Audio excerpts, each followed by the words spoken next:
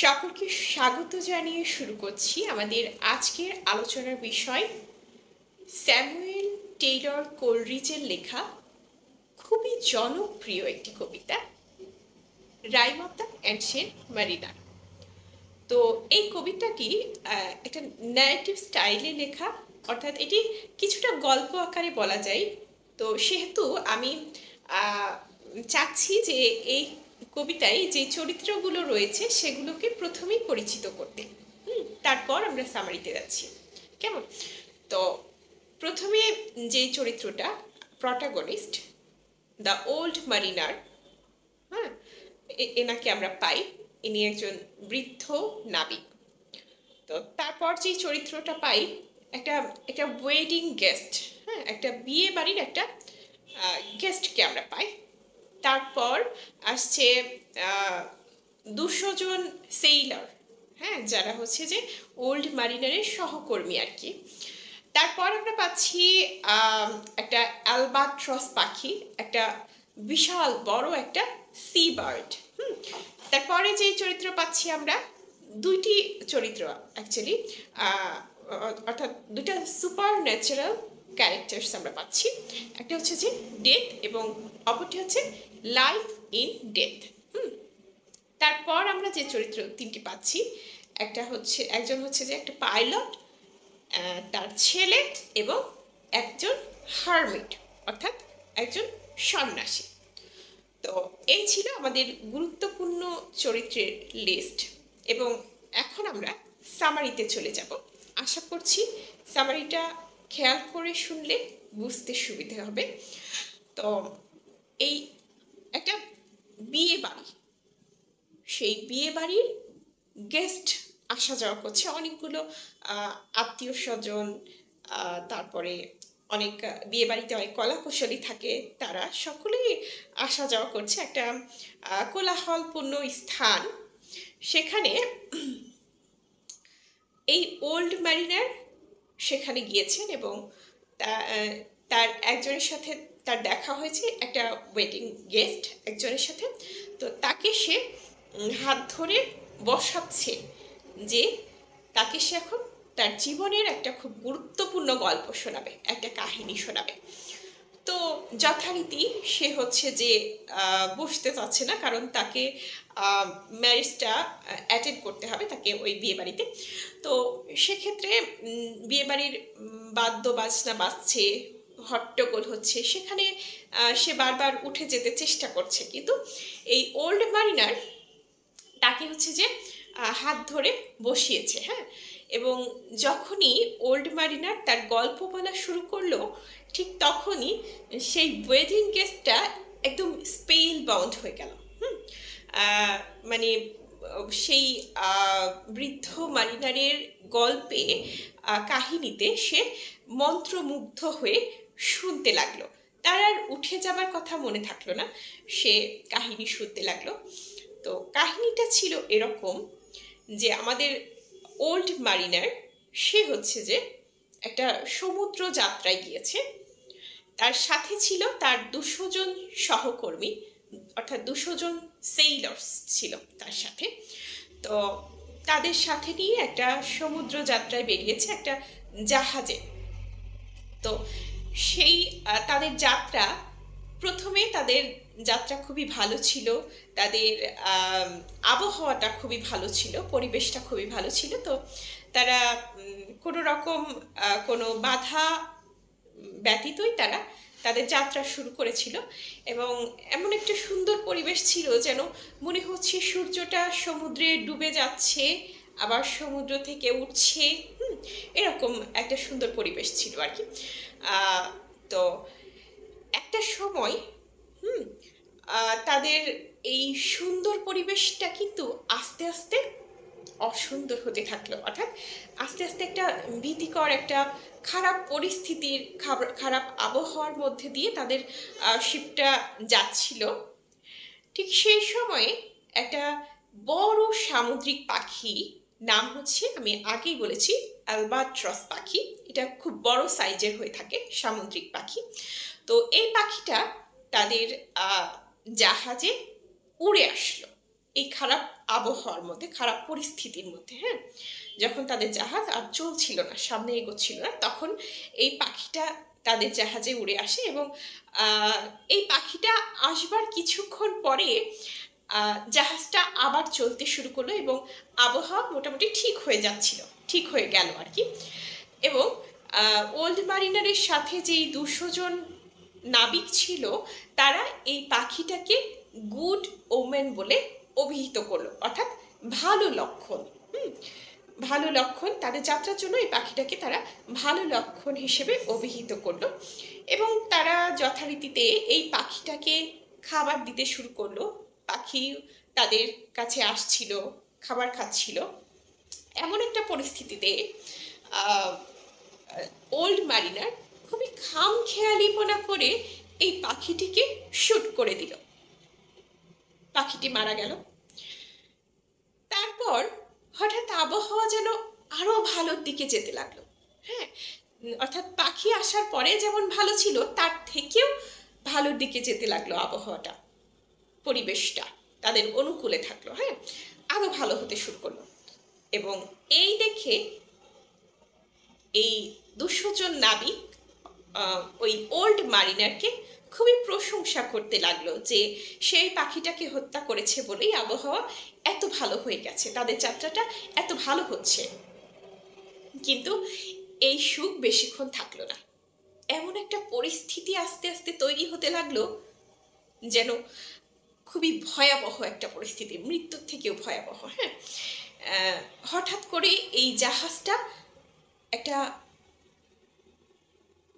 নির্জন, মানে একটা পেইন্টেড জাহাজের মতো একটা জায়গায় গিয়ে থেমে গেল। হ্যাঁ, একটা মানে মনে হচ্ছে যেন একটা পেইন্টেড ওশেনের উপরে একটা পেইন্টেড জাহাজ মানে আঁকা হয়েছে, এমনভাবে থেমে আছে। হ্যাঁ, তো এরকমভাবে এই জাহাজটা থেমে থাকলো এবং কড়া প্রখর রোদ্দুর ছিল সেখানে।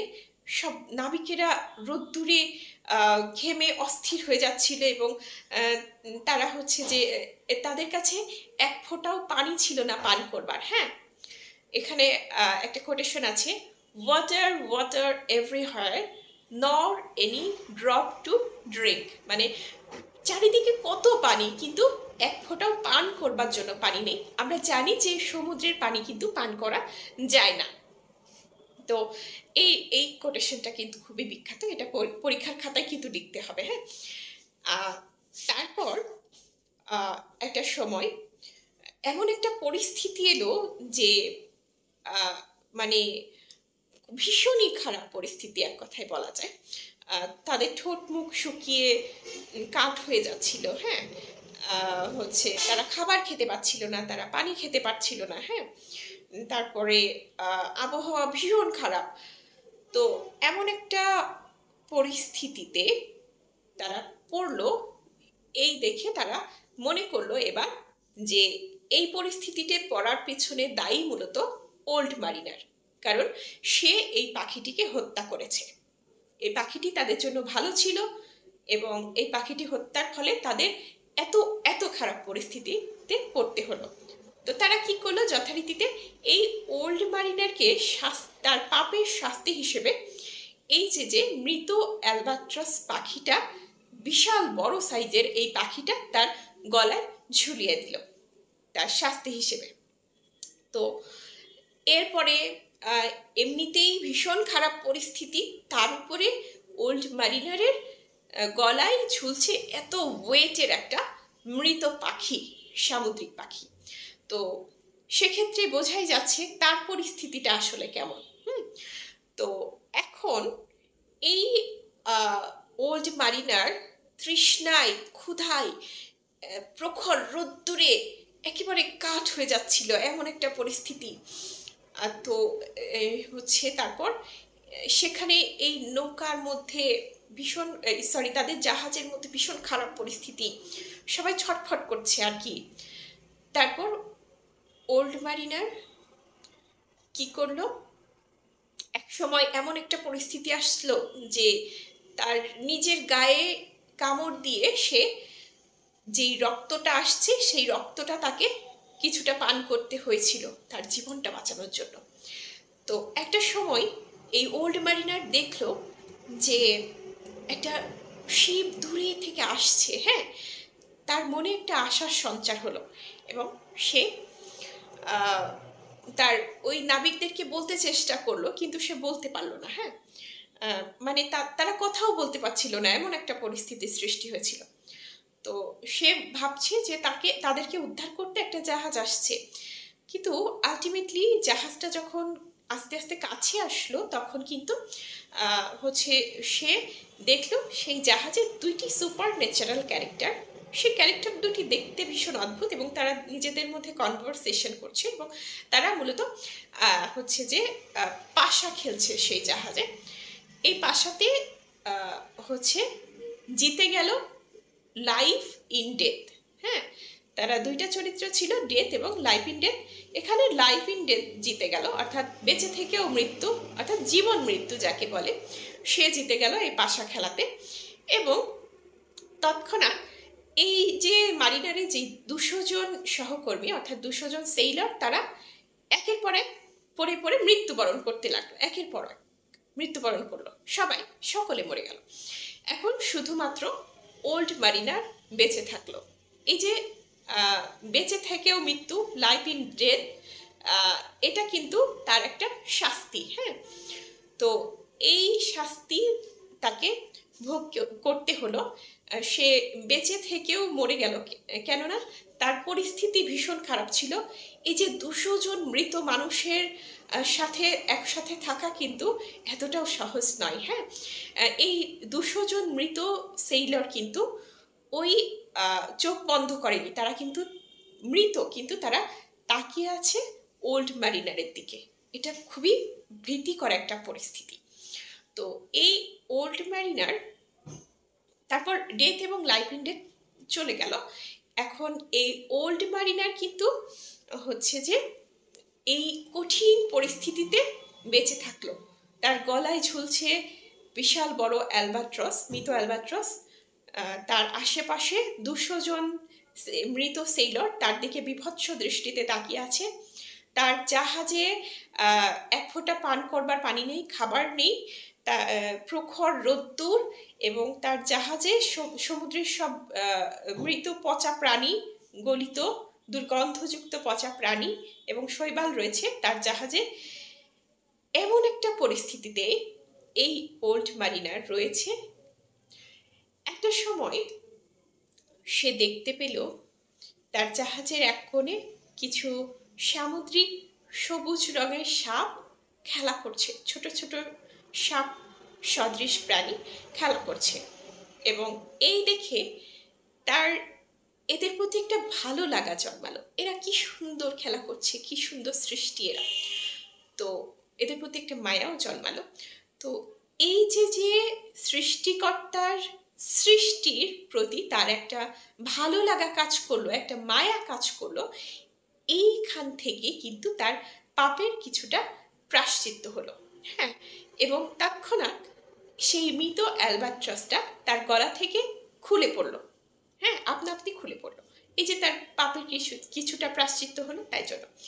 তো তারপর কি হলো, ওল্ড মারিনার কিন্তু কখন যেন ঘুমিয়ে পড়লেন।